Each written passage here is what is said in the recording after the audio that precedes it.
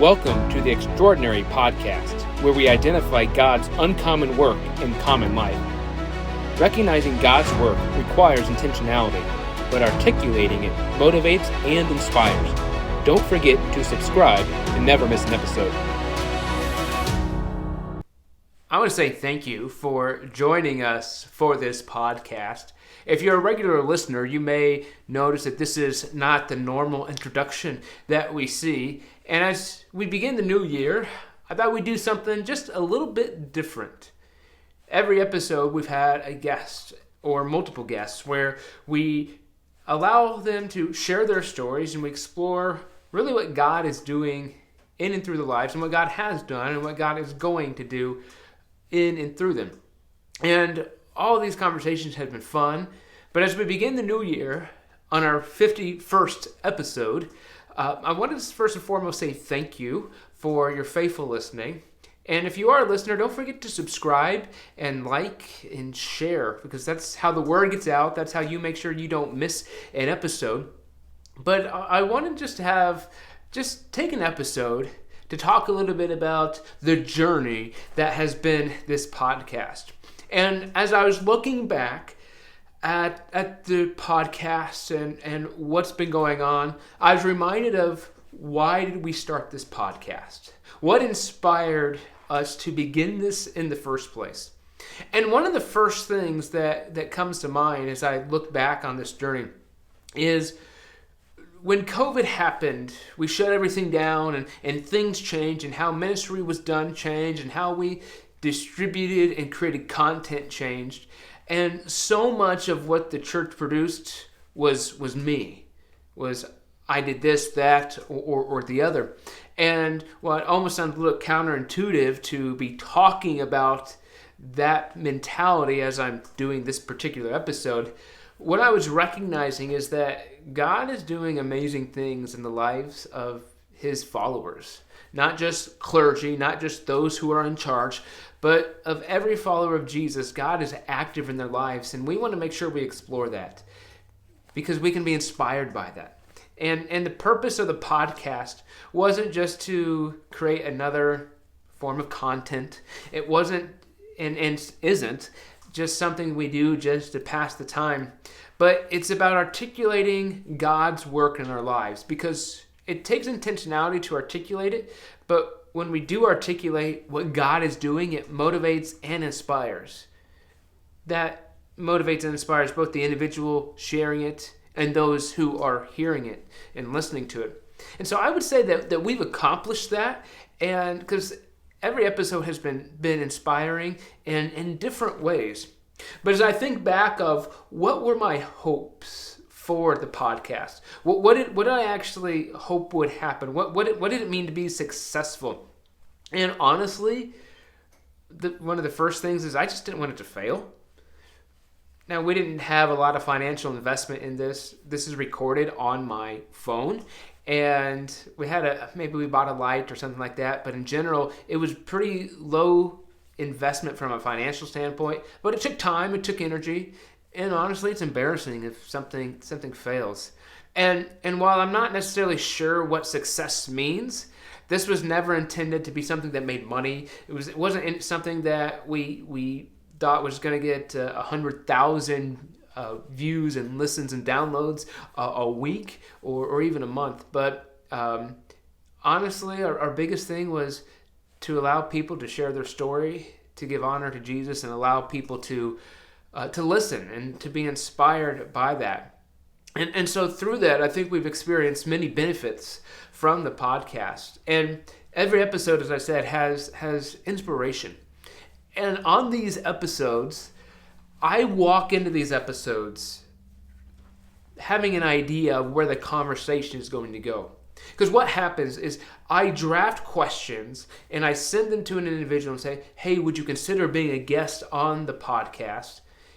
With the full knowledge that they can change those questions. They have complete control over the questions. They can edit, they can delete, they can add. They're in control. But so I walk into the conversation with this idea of what are we trying to accomplish with this episode, with this guest? Because I don't want to waste the guest's time, nor do I want to waste your time. And for all that matters, I don't want to waste my time either. But each episode has been inspiring, and I would say usually there's a surprise that I didn't see coming. And mainly because I don't know your story as well as you do. And so my job is to provide a opportunity for each guest to share their story and what God is doing. And when we share what God is doing in our lives, it's inspiring and also a little challenging. When I see that God is up to something in someone else's life, it challenges me to dig deeper in my faith, to allow Jesus to work in me a little bit differently. And through this, I think back on our first few guests and the anxiety that we had when we were starting, and also the excitement. And I look back and I watch each episode before we publish it, and then I listen to it again when it is published. And I think that we have gotten better at asking questions and just allowing the person's story to come out. And honestly, I'm a bit more relaxed. Every guest has expectations when they come on and record their episode. And the setting is not necessarily a normal one. We're in my office. This is one of the walls in my office that is right behind me that essentially we just painted. And so the rest of the room is my typical office that if you're watching on YouTube, I'm not going to show you because it's messy. And so people walk into this and we have lights and we have a microphone and I have my tablet set up on a stand. And it really, it's just not a normal setting that people are used to. If you get up in front of your Sunday school class or even the congregation and speak, there's some nerves that can be with that, but you're speaking to camera here. And so it's different than what people are used to. So everyone comes in with a sense of expectation of what it is, but it also takes most people a little bit to get comfortable, to find their groove and find their rhythm. And man, when we do that, it's just fun to see where Jesus takes the conversation. Because once we do, that's when Jesus speaks. That's when the conversation goes in unexpected ways. But one of the things that I think is valuable with this is the 51st episode. And so we've had 50 episodes where we have heard stories of how God is using people. And so essentially we have a catalog, a library of 50 episodes of what God is doing in individuals. And so as I think about that, of the benefit of articulating that and giving it a platform, it's fun to think, because you can go to church for years without knowing somebody else's story. You go to church with somebody for decades without really knowing their story. But by taking the time to giving people the opportunity to share their story, we see God shining through. And it's fun to be able to have that catalog, not just for our sake of keeping it, but to something that we can use in the future to recognize what God is doing. And so through this, one of the things that I've learned is that everybody has a story. And sometimes the story is more obvious than others. And sometimes it has to do with an individual's personality. Sometimes it has to do with just how well you know the other person. And so one of the things I work to do is try to ask as open-ended questions as relatively possible. And just so we give some direction, say take it where you want, because everybody has a story. And so as you're listening to me today, I know you have a story. You have a story of how God has used you, is using you, and wants to use you. Our mission here at the church is impact the world with the love and message of Jesus Christ. And on every Sunday morning I say, but we believe that church is not limited to a 1-hour gathering on Sunday morning. We're called to be active participants in what Jesus is doing in the world here and now. Because Jesus invites us to participate with him. He invites you specifically. And so everybody has a story because God has invited each and every one of us to be part of his story. And so I look back on the different guests we have and the stories and the inspiration, but also the difficulties. And so everybody has a story with Jesus. If we are faithful to Jesus, if we do our best to serve him, our life is going to have a story about Jesus. And I think it's wise for us to make sure we don't hide that. I'm reminded of the children's church song, "This Little Light of Mine, hide it under a bush. Oh no, I'm going to let it shine." And while there are different ways that people can shine, we don't all have to be the same. We need to make sure that the story of Jesus in my life comes out, that people see it in my everyday life. And I recognize as a pastor that's I have a little different expectation in the sense of if I talk about Jesus, even if people don't like Jesus, they still respect, well, he's a pastor, that makes sense. And so you have a different setting. So if you talk about Jesus with someone who doesn't like Jesus, they may get upset in a different way than with me. And so my point is not to condemn or shame you, but to recognize that regardless of where we are, we have a story about Jesus, and it is important to make sure that story comes out. But as I said, you could spend decades in a church with somebody and not know them well. And I remember there's been certain guests that have been on, they've told a story, and someone's been talking to me later and said, I didn't know that about them. And sometimes it's almost an anecdotal type story. Other times it's about an inspirational, spiritual moment that they had. And it can be any sort of story.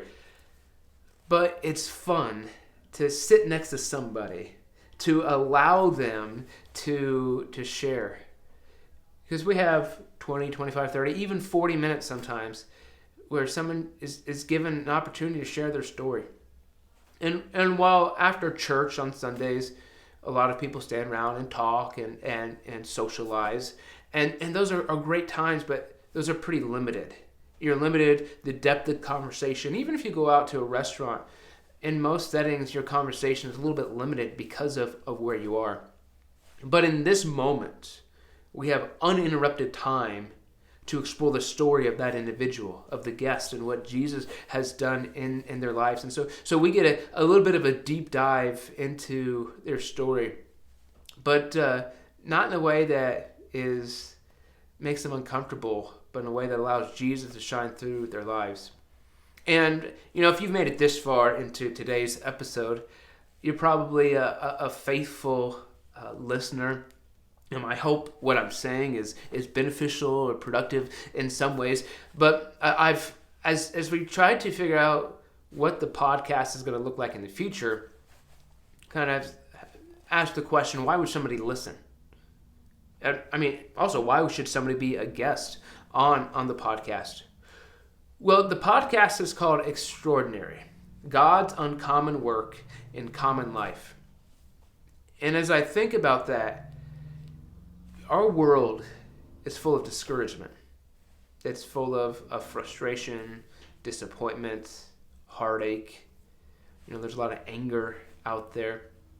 And if we take time to recognize that, extraordinary, God's uncommon work in common life, if we recognize that God is doing something in my life, here and now, then that can change how I view what's happening in the world. Because Jesus calls us to build his kingdom. We're not building the church. We're not building our net worth. We're not building our family. We're building the kingdom of heaven. And we do that with incremental changes. Showing compassion to our neighbor, being nice to our coworker, being Jesus, just displaying his love. And sometimes I think we have this mentality that we have to be Billy Graham or Mother Teresa to make a difference in the world. And while Mother Teresa, I think, is an excellent point in the fact that, she was caring for the poor. She was caring for the least of these. She did what she could for the individual. And that's what we're called to do. And when we can break our faith down to that, I think it can inspire us to do something. Because we can see that there's so much going on, so many needs out there, that we can be paralyzed.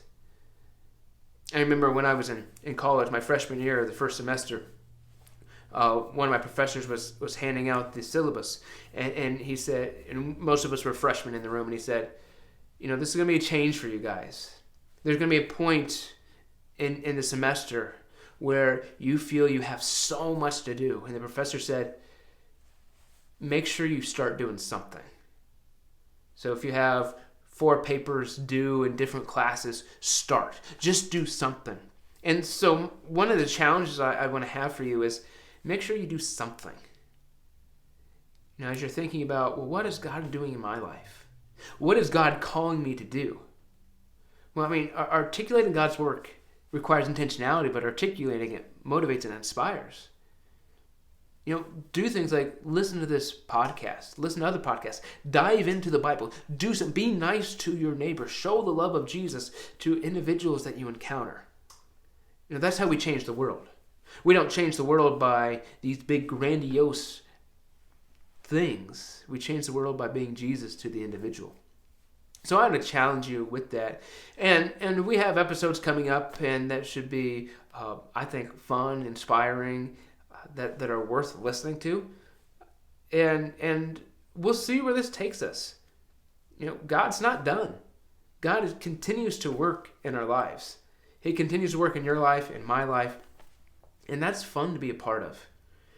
And thinking back to the last year and the 50 episodes that we are able to publish, I feel so thankful for that. And, we've had fun along the way.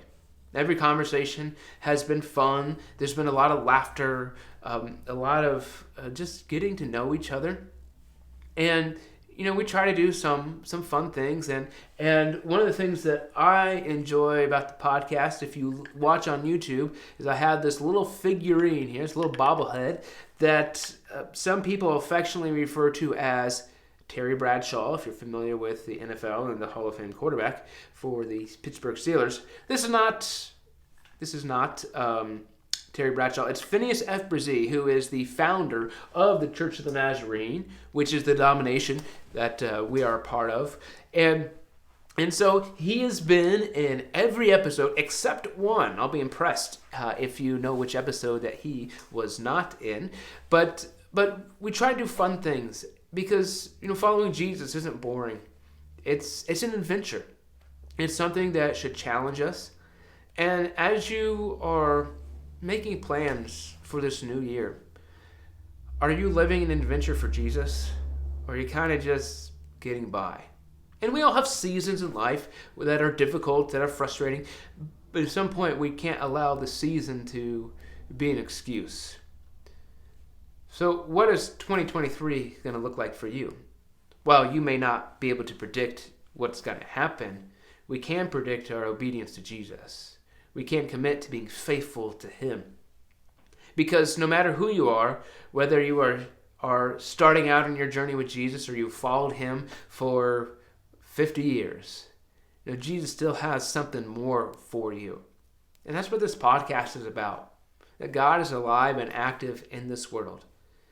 And so I am grateful to be a pastor, to be able to have these types of conversations, to preach on a weekly basis, to talk about Jesus as a vocation. But I'm also grateful to be part of a church where Jesus is active and alive, where He's doing something.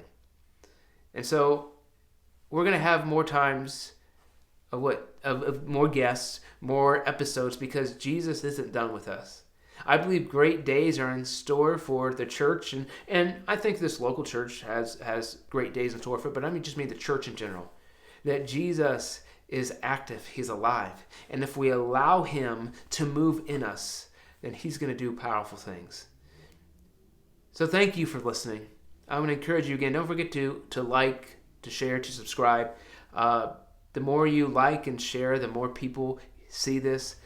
And by subscribing, then you will never miss an episode. And so as we continue to 2023, again, I want to say thank you. And I look forward to what God has in store for me, for us, for this podcast, and for the movement that is the church. So thank you. And I want to encourage you to be on the lookout for extraordinary. Thank you for joining us for this podcast.